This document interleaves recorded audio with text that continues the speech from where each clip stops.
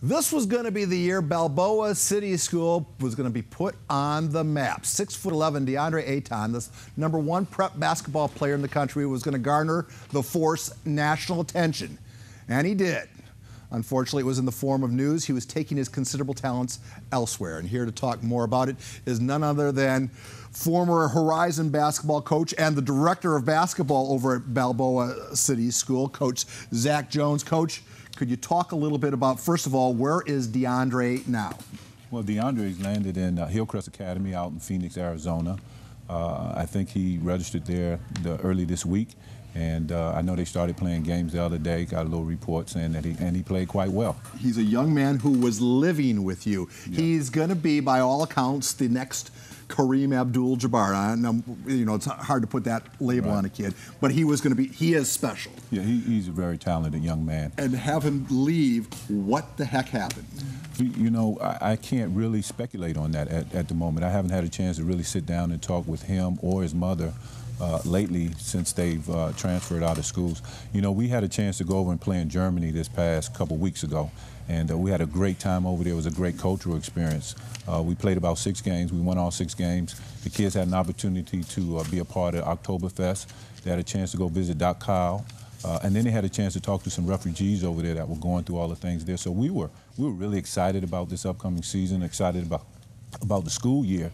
And then we get back, and his mom was in town visiting, and she said she wanted him to come stay with him a couple days, and they made a decision to move to a different school. All right, listen, I got to ask a question. You know it's hovering in the air. There is talk that there was a financial consideration that the school in Arizona was offering big money to his guardians for him to transfer schools. Can you address that? Well, I can't speculate on that. I don't know that for sure. I don't have any substantial evidence that that's what was going on. Again, we just were surprised by the move. We're a little disappointed because DeAndre. He was living with you. He's like not only son, that, he was like a son. My wife and I really took him in.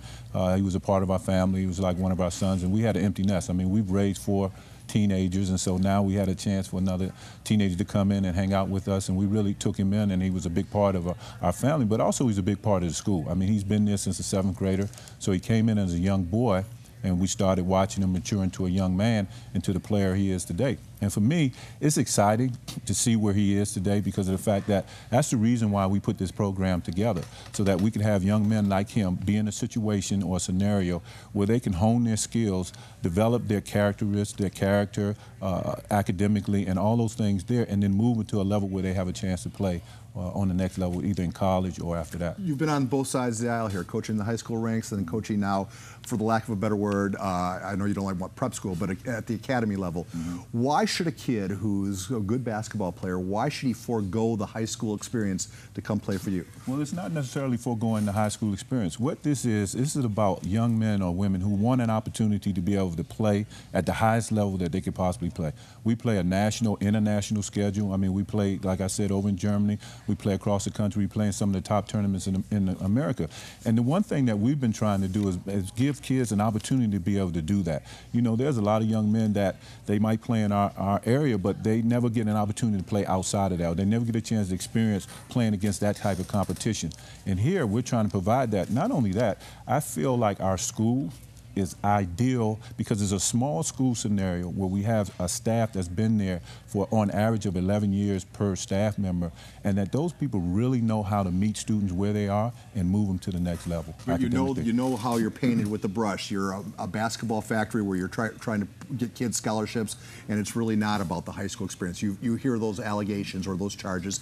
What are the odds of a kid getting a full ride at the collegiate level? What are they? I mean, just roughly. 1 in 100? 3 in 100? It could be. I mean, if you're talking about other scenarios, it could be 3 to 100, 1 to 100. But I think in our situation, because we have an opportunity for kids to play on the highest level, to be seen by so many different schools, that there's a lot more opportunities for them in this type of scenario. But say it's 10 in 100. It's still the smarter play is to stress academics, and that's where I think that's where the knock comes against schools of your ilk, is that they don't have the classes for NC2A certification. Well, that's a great point, and that's one thing that we've been building on. We're an international college prep school. We're VOS accredited.